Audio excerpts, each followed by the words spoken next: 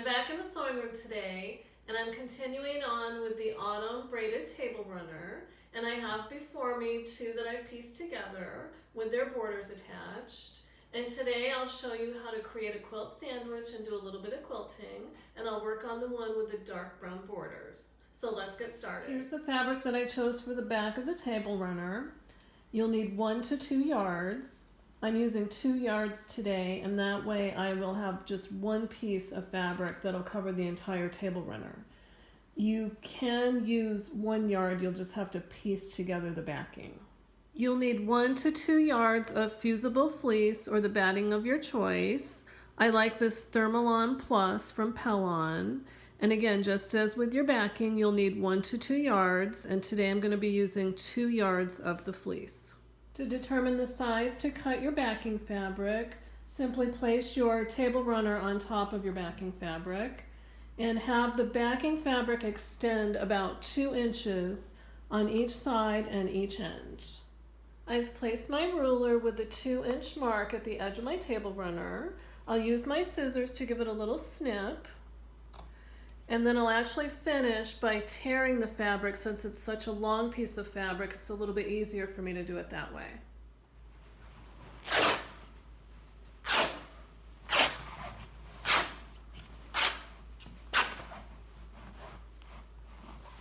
I've repositioned my table runner on top of my backing fabric.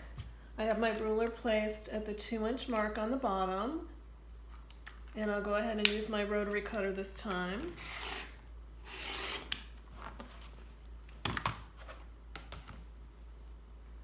I've placed my backing fabric right side up on top of my fusible fleece with the fusible side facing up. And I just want to have a little bit, maybe a 1/2 inch to 1 inch or so of the fleece extending beyond the backing fabric on the top and bottom and each side. I'll use my scissors to cut my fleece. I found that if I use my rotary cutter to cut fleece, a lot of times the fleece will embed itself into my cutting mat and make a big mess. Now I'll fuse my backing fabric onto my fleece. You'll want to follow the directions on the particular fleece that you're using. This one says a wool setting with steam, and I'll just take my time and continue fusing.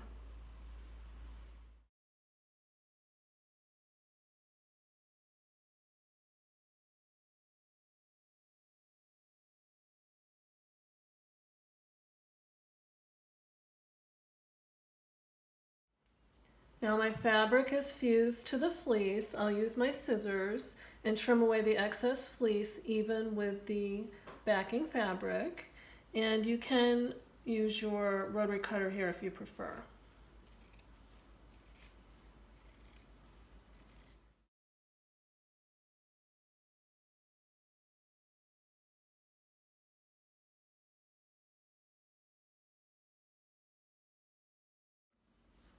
Now that I have the excess fleece trimmed away, I'll flip my backing over so the fleece is face up. Place my piece table runner on top of the fleece. Center it the best I can. It does not have to be perfect. And smooth it out. It's now pretty well smoothed out on top of the fleece. Now I'll fold each end toward the center, kind of folding, rolling.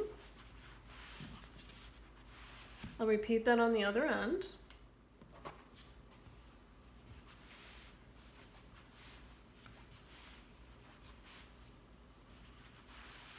Now I'll take it to the machine and do a little bit of quilting.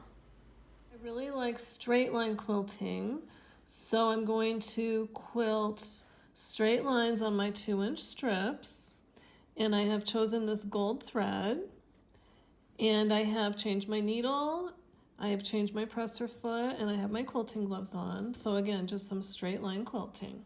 First thing I'm going to need to do is pull my bobbin thread up.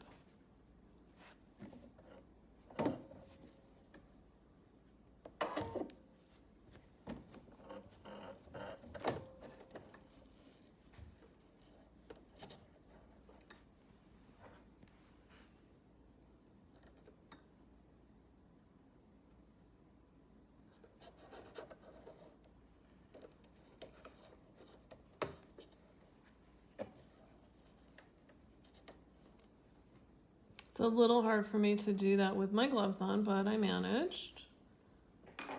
And I've put my stitch length at 3.5. And all I'm going to do is follow along this seam line right here with my presser foot.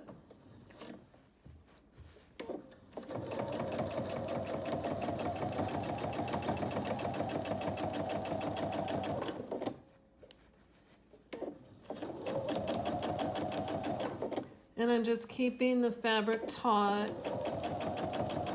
as I go.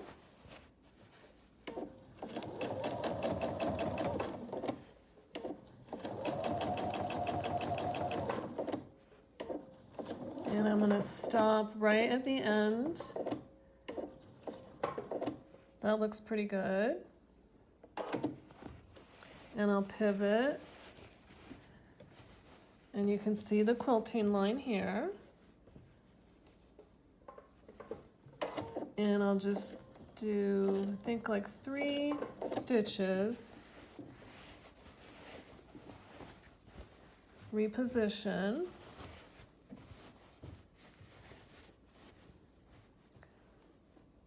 And I've lined up again my presser foot to the stitch line that I just stitched.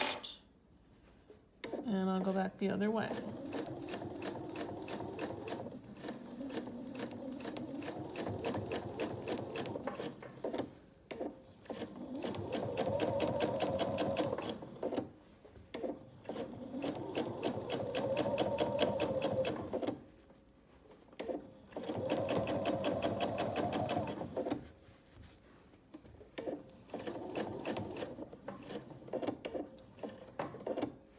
Stop at my border and reposition.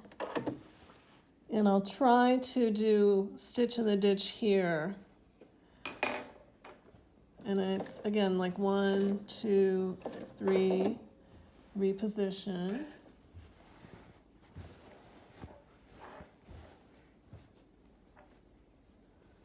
So it's the inside of my presser foot here along my stitch line.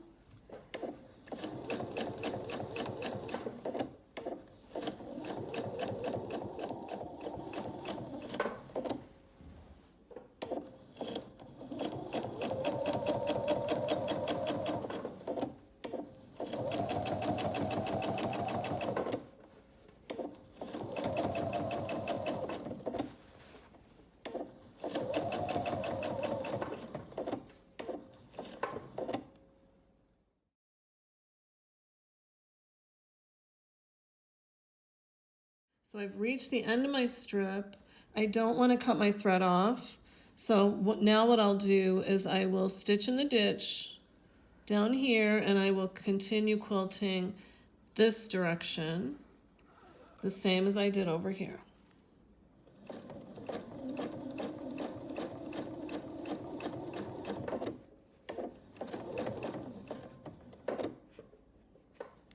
I'm going to use my hand wheel just to get it a little bit closer. Now I'll reposition.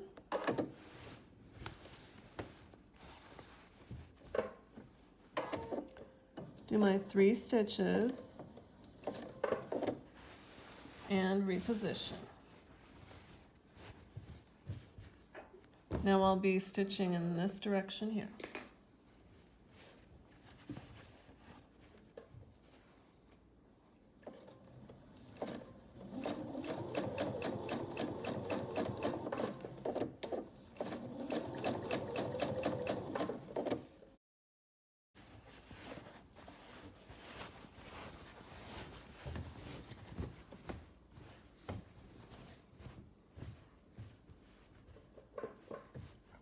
And when you turn, just kind of test it out and see how many stitches you want to make when you turn. This time I did 4 stitches. And I will continue on.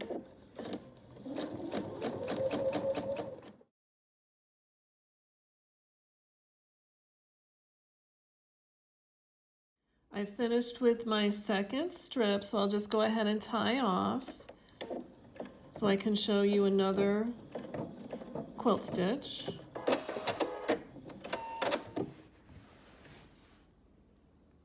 I'll show you a little bit of stippling here on this center block. So I've changed to a free motion presser foot, and this machine has a free motion feature, so I'll engage that.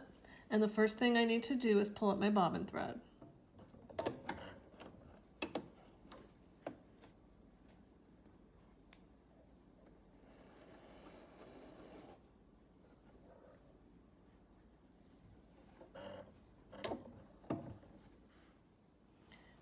And I want to pull my thread underneath my presser foot just to get it nice and out of the way.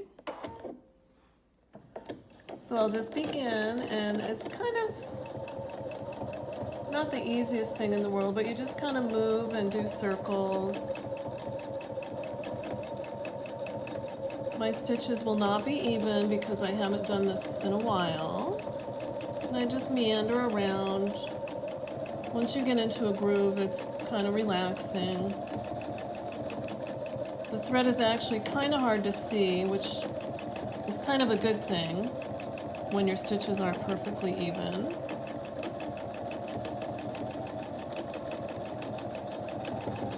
And you can just create any pattern that you like.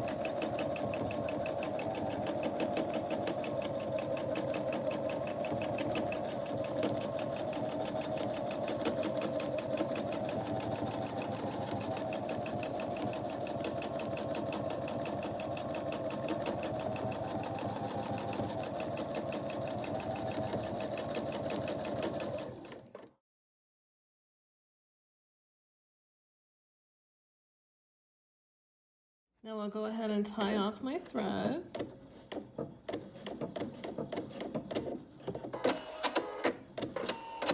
And now I'll bury my bobbin threads.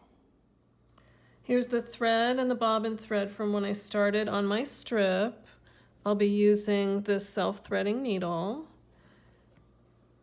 And I will put a knot in the thread, both of them together. Use my needle, and I'm going to pull that knot close to my quilt top. So that's about 1/4 of an inch there. And I'll use my self-threader and thread the needle with both of the threads. And now all I'm going to do is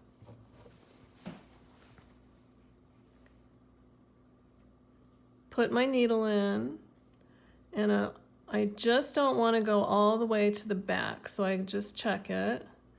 And you can basically bring your needle out anywhere you'd like. That looks pretty good. Make sure my needle's not showing. And then pull that knot through. And it came off of my needle, but that's okay because now the knot is buried in there. And I'll just snip off the threads, and that's how it looks. Here's what the back looks like. You can see the straight line quilting here and the stippling in here. Next time I'll show you the completed quilting, and we'll put the binding on. Thank you for watching, and I'll see you next time.